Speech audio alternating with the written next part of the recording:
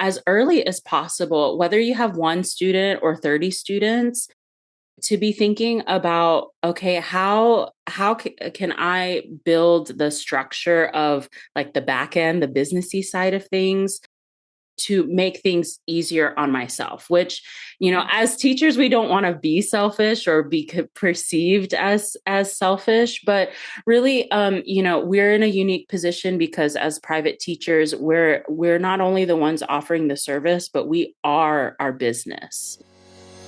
Hey there, I'm Rachel Ehring, and you're listening to the Top Music Piano Podcast.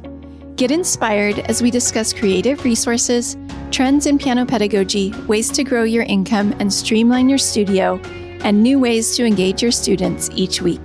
If you are a teacher who wants to go beyond the method books to create an innovative studio that fosters lifelong music makers, you've come to the right place. Hi there, teachers. Have you ever thought, I started teaching because I wanted to teach, not because I wanted to spend half of my time scheduling and billing and chasing down missed payments? If that's you, my guest today has some help and ideas that just might give you the freedom to do the part of being a music teacher that you actually love, which I'm guessing is teaching. Here's a little bit about Nathalie. Nathalie Simper is a flutist, private studio owner, and music entrepreneur in North Georgia. She got the music performance degrees and did all the right things to build a music career, but still struggled to fill in what wasn't taught in music school. After learning things through trial and error, she finally decided to invest in the perspective of being a music entrepreneur instead of just a musician. Fast forward a few years, and Nathalie has embraced the non-musical things about being a classical musician, using her own failures and successes to support her fellow music entrepreneurs through The Limitless Musician. Here's my chat with Nathalie.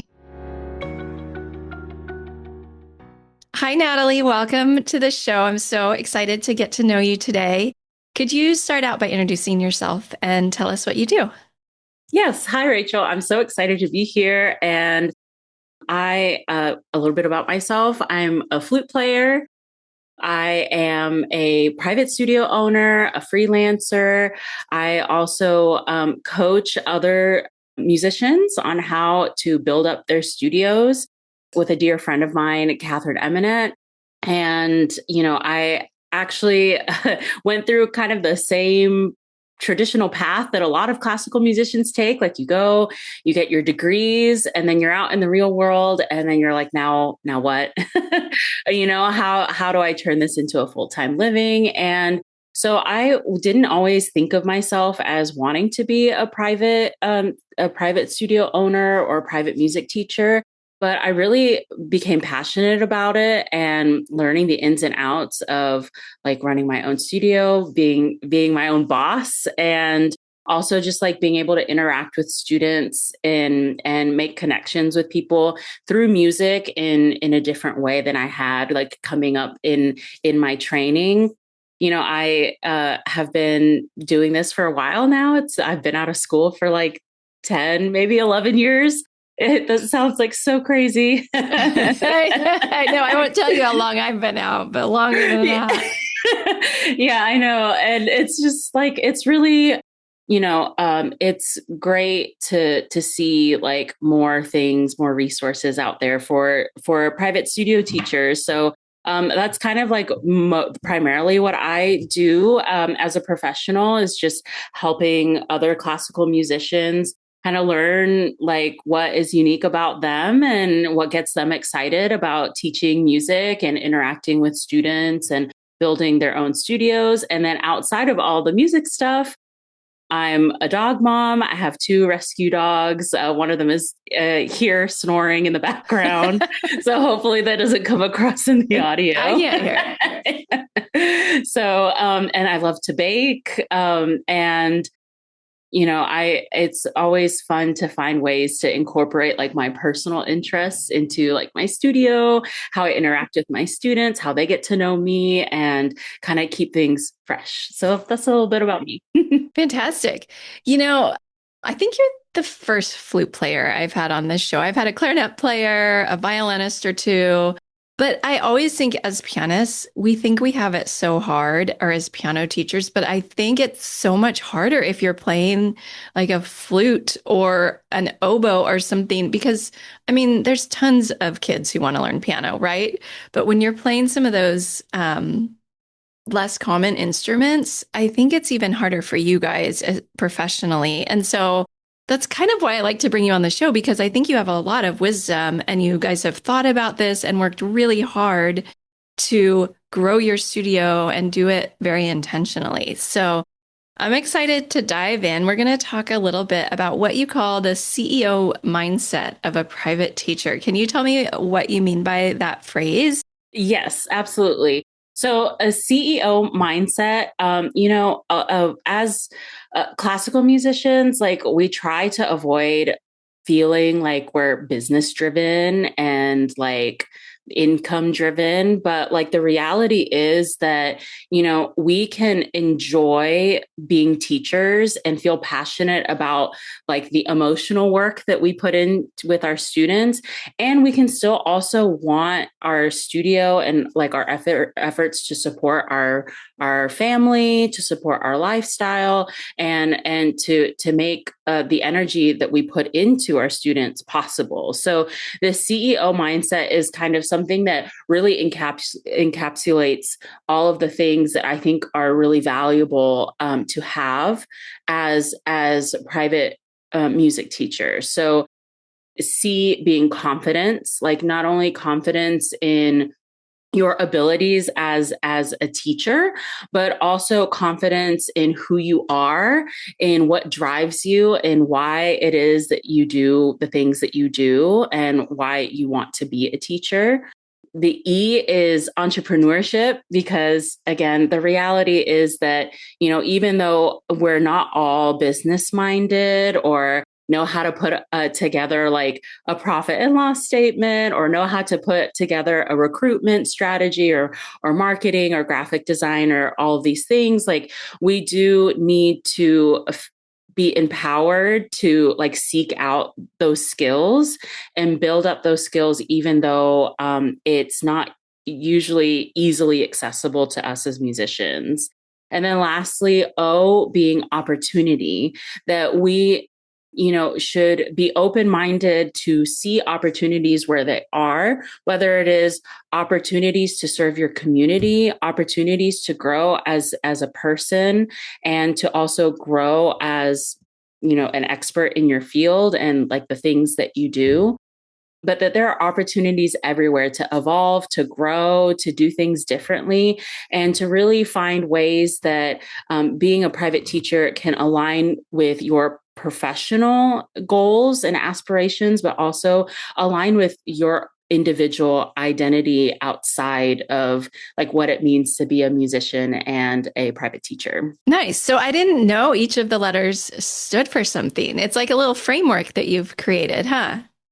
Yeah, I just like, for me personally, my own journey in like becoming more confident in like those non-musical skills that go into being a private teacher, I realized like, wow, these can really just be boiled down into like really simple, like fundamental concepts, much like, when we're teaching like the really big fancy skills, we always go back to the basics. So like for flute, it's like posture and how you breathe and things like that. And so it seems really overwhelming when you think like, okay, well, I have to do marketing and recruitment, and I have to network, and I have to do research in my community, and it all can be really overwhelming. So when you can whittle it down into like these building blocks of, okay, like confidence, all right, like I can do that. Like I can kind of focus on that one word. Or entrepreneurship, great. Like I can kind of focus on step one as opposed to being overwhelmed with like steps 1 through 100. Mm-hmm. Yeah, it's interesting. I think a lot of piano teachers and music teachers in general, they probably start out when they're young with 1 or 2 students, right? And then at some point, they start getting a few more. And at some point, like something has to shift to where suddenly they have, well, maybe not suddenly, maybe slowly over time, they have this full studio, and all of a sudden they need to be doing all of these things, the accounting and the billing and these things that when you have two students, it's like, oh yeah, write me a check, whatever. And then when you have 20 students, it's a whole different ballgame. So when does that shift need to happen? And how does a teacher need to maybe set themselves up from the start? Maybe I just answered my own question. I don't know. What do you think about it? Yeah. Yeah, I think that imposter syndrome plays a lot into it because like, when you're first starting out, it's a lot easier to question like your abilities to do things really well. Or it's like, okay, I know I can teach my instrument. I know I can interact with my student and build a connection with them and get to know them. But then all the other stuff, like you mentioned, like the billing and the scheduling, it's like, okay, well, when do you want to come over and have a lesson? Or, okay, like, oh, it's easier for you to pay me in cash. Great. Like, let's do that. And so it's a little bit more personalized to the students that are actually that you're teaching. And as you over time build up the number of students that you have, it's harder to cater how your studio is set up and how you run things to the preferences of every single student and their families. So I know when I was first starting out, I just took cash or check and that was my grocery money. And I just didn't really think too far about it. I was like, okay, you want to pay me that way? Great. Okay, you want to have your lesson on this day at this time? Yeah, I can make that work. And then all of a sudden once I hit double digits, I was like, okay, this is kind of overwhelming to keep up with. So I think, as early as possible, whether you have one student or 30 students, to be thinking about, okay, how can I build the structure of like the back end, the businessy side of things to make things easier on myself, which, as teachers, we don't want to be selfish or be perceived as selfish, but really, we're in a unique position because as private teachers, we're not only the ones offering the service, but we are our business. Like we are the face, we're the branding, we're the uniqueness in our own studios. So if we don't have an idea about, okay, this is the kind of schedule I want to have. Okay, this is how collecting payment would be easiest for me or easier on a bigger scale with lots of students. If we don't have that set in, then that's where the burnout comes in because I remember at one point I had 30 students and I was still sending out individual invoices. So it would take me like 2 hours a month to sit down and like go over the schedule, see how many lessons everyone was taking, if they had cancellations or credits. And it was just it had snowballed into, wow, I'm spending a lot of time on this task when it can be simplified, like it's no longer working. So, if you're a teacher in a position where you're you have your system of how things are going, and then now as you have more students, or maybe you have a lifestyle change that all of a sudden that isn't working anymore, it's totally okay to step back and say, okay, I need to reevaluate. How can I come at this a different way? And then how can I communicate this to my students so that we can all kind of learn and adapt to this new system together? Okay, let's dive into some of those things so you said it was taking you about 2 hours a month, which, I mean, that doesn't sound like a ton, right? Some teachers might say, oh, I'm only spending 2 hours a month. But if you're getting paid by your students, let's say $50 an hour, which I think is very low, but let's just say $50 an hour, that's $100 a month. And I hear so many teachers complain about paying for a software system to take on some of this, which might be $29 a month. But like the math doesn't math. If you could spend $29 a month to get some of these tasks off your plate and get back those 2 hours, you're potentially, or at least an hour and a half, probably cutting down your admin time. I think it makes money sense, which is one of the biggest things I hear teachers say about why they don't want to use a software system for these things. I'm curious, what do your systems look like now for doing billing and scheduling? And you can share specifics if you want to, like what software you use, or you don't have to. It's up to you. Okay, yeah, totally. So for myself, I definitely was in that mindset of like, well, I can just do it myself. And like, what's a couple of hours a month? It's not like I'm doing it every day or every week. But when we think about it from a business or an entrepreneurial perspective, we have to think about that trade-off that you were describing. Like in reality, what are we exchanging when we are or aren't using softwares or maybe paid resources that can help us support and do like streamline some of those back end things. So for me personally, I have my website is hosted on Wix. So I built my own website, and I have like a monthly subscription with that includes recurring invoices. So I have transitioned from doing like pay by month, like depending on how many lessons a student may have each month, and that would be different. And so that I was having to actively be in the weeds making the invoices every single month, and I transitioned into a flat tuition fee. So it doesn't matter how many lessons they have each month, the payment is the same. So I have those recurring invoices. I set, it to the length of my studio calendar, which is 12 months. And it recurs. I don't have to send any reminders of like just a reminder that your invoice is due, or like add late fees or track down parents who maybe have forgotten to pay an invoice. So really, I'm paying for that subscription, but I'm getting back all the time that I would have spent in having to create the invoices, communicate about scheduling, do the math on credits or rescheduling. And a monthly, really, I don't do anything related to my invoices. I just get a little notification every Friday is my like pay myself day. So that's when I get the notification that, oh, okay, this money has gone through.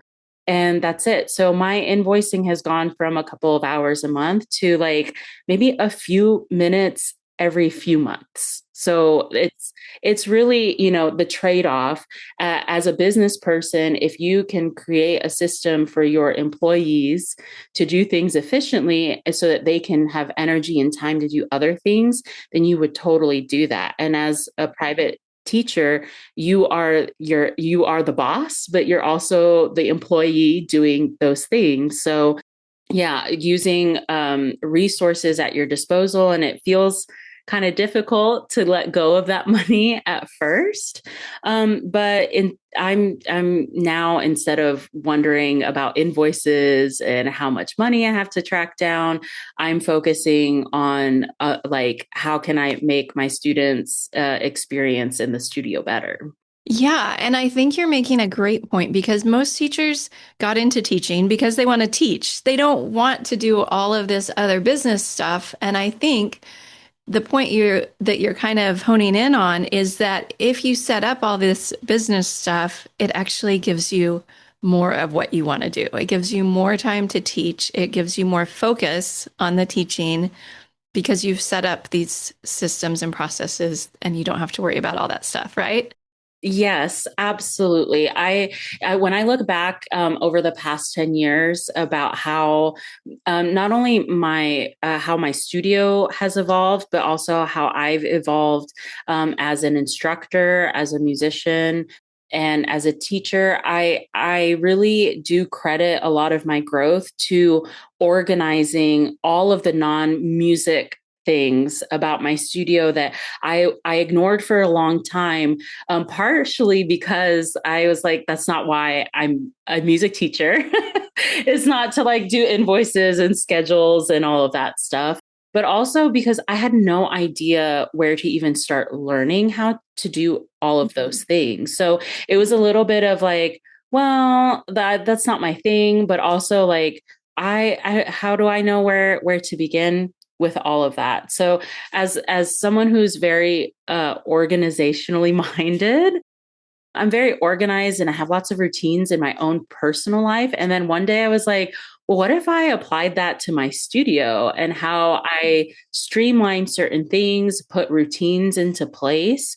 And now, like I can really focus on making like practice challenges for my students or, organizing group classes that they, just like beg their parents to come and attend every month and thinking of different opportunities to get them involved in the community because I'm not bogged down with scheduling, with invoicing, with marketing and trying to, figure out how many students a Facebook ad might get me. Right. Yeah. Fantastic. Talk a little bit about entrepreneurship and how should music teachers be thinking about entrepreneurship and what does that mean? The way that I think about it is that like we have lots of different hats that we wear or different roles that we play in any given moment as a professional. So most people, we have our person hat, like that's who you are when you're not a musician and you're not on the clock. Your teacher hat, which is the one that I think most of us wear and when we're teaching and with students and thinking about our studios. And then there's that CEO hat, like the business minded role, which we often avoid because like we want our studios and we want the learning experience to be strictly about the student and what's in their best interest. So we often forget, okay, well, I'm the one providing the service, so I need to create conditions for myself where I can give 100% or I can give my best to every student and not feel like I'm sacrificing like my own mental health, my own energy or my physical health in order to do that. So for the way that entrepreneurship comes into this is like being okay to feel like, okay, I need to think about what's in my best interest first. And then that will facilitate creating a really great experience for your students, like because your student is not being served if you are running on 3 hours of sleep. You're teaching like 13 students in a row, which that was me at one point. 13 students in a row with no breaks, no, and no rest, constantly traveling. If you're a traveling teacher, if you're not teaching from within your home, it's really stressful. So being able to think, okay, what am I physically capable of doing each week or each day? What am I willing to give to the business? What am I willing to give to my students? And what am I not willing to do for my business? Like for me, I'm not willing to teach on the weekends, because I want time with my family. So that's like a boundary that I've drawn, and finding those things of what you are willing and not willing to do for your business can actually help create an environment where you now have the energy to do all of those things that you want to do with your students, because you're not tired, you're not thinking about the next time you're going to be able to get a nap or all the things that you have to do because you're so stressed out. Like you can be wholly present with every single student, not just like the few students that get you right, when you have the most energy in the day. Yeah, I like the way you framed that because I think you're right. We as teachers, a lot of us have big hearts and we think it's selfish if we don't, take every request that the student has or, bend over backwards for them. But you're right. We're not going to show up as our best self teaching if we're doing all those things and like running on a few hours of sleep and haven't had time to eat all day and all of those things. So I really like the way you framed that. Can you talk a little bit about charging? Because I think that's the other area where teachers feel bad and feel selfish if they charge maybe what they're worth. Can you talk about setting rates a little bit? Sure. Yeah. Rates, I think, are a very, I wouldn't say controversial, but maybe a difficult topic, like as you mentioned, because we do. The reality is that like any professional in any career field, like we have to pay our bills. We have to be able to make a living and earn a stable, predictable income. And, this kind of goes back to like the hats and the roles that we play. Like, we think that it's selfish to want to be thinking about that, and that if we think about that, then we don't really truly have our students' best interest at heart. But, as I mentioned earlier, like, we are not only the teacher, we're the one providing the service, but we're also like, we are the business. Like, you are your private studio. It doesn't function without you. And so being able to find a balance of, okay, this is how much effort I'm putting in, this is how much expertise I have, and being able to think, okay, how much really do I need to earn, how much of an income do I need to earn to be comfortable, to provide for my needs, and to save, for emergencies and such like that. And then think, okay, how much would I have to charge per student to get me to that amount? Or how many students am I comfortable teaching? For me, that number has changed over the years, and as my life situation has changed. But finding that number of, okay, how many students am I willing to take on? Okay, if this is my only source of income, how much income do I need to charge? How much do I need to charge per student in order to make that income? And how much of a service would I have to provide in order to make that number worth it? Because it's not just about, okay, how much do I need per student, but it's also like, are you giving them what they're paying for? So like in the instance of like flat tuition rates, where it's, you're offering more than just private lessons each week. Maybe you're offering online resources. Maybe you're offering like studio subscriptions to things. Maybe you're offering events such as recitals or master classes, workshops, group classes. Maybe you're offering field trips or providing certain materials, right? That's, I think, why it's so difficult to just say, oh, well, we can just charge this, because every teacher is going to do it completely differently, because what I offer is not what the next teacher, close to me offers. We all offer different things.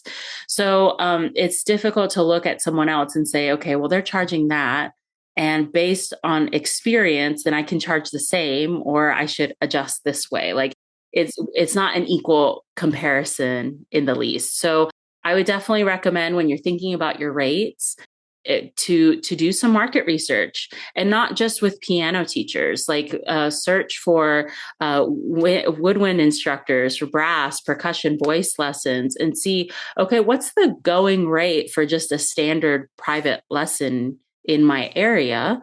What's the cost of living in my area, and how does that affect like how essential people view lessons? And then kind of engineer your own rate from there. Okay. Yeah, that makes so much sense. We're each individuals and we each bring something unique to the table, right? For our students. Natalie, I feel like there's so many things in this episode that we could dive deeper in, but I don't want to spend hours and hours I do want to spend hours and hours with you, but we probably can't make this go on for hours and hours. So why don't you tell us some of the resources that you have available for teachers if they would like to learn more or work with you or anything? Yeah, absolutely. So I mentioned, like at the very beginning, my partner, my partner in crime, Catherine Eminent, and I, we worked together. She, in her digital company, KE Creative, and she she started this on her own, and I joined the team a couple of years ago. Actually, because I took a course that she created called the Music Teacher's Playbook. And that really taught me all of like the businessy stuff that I was so afraid to learn, like how to recruit students, how to keep students, how to structure like my finances, and all of the administrative stuff that we usually don't get taught how to do in music school. And it was just so helpful and kind of set things off in my own journey to continue down this path. So KE Creative, we have like freebies. There's actually a couple in there on like how to plan your income and like how to decide what to charge. And we also have like a studio document bundle kit of like a lesson policy, a welcome packet, an email newsletter, and a studio calendar, like things like that, we love having those kind of things to be able to give to our students or to kind of organize ourselves, but don't always have the time or the mind for like doing graphic design and putting them together. So like you can find lots of like free things and digital products like that on our website, which I'm sure there'll be a link in the description if you want to check that out. I'm also on Instagram as The Limitless Musician.